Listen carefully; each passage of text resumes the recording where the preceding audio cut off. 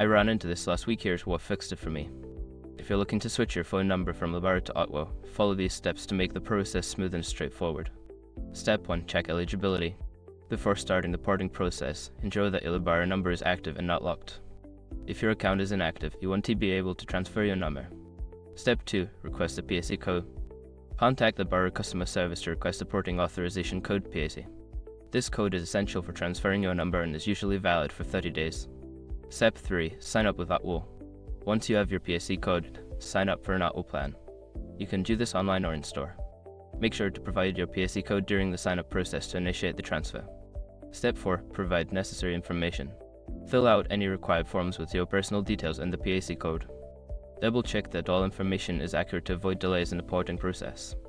Step 5. Wait for confirmation. After submitting your request, you will receive a confirmation from Otwo regarding the porting date. This usually takes a few hours to a couple of days.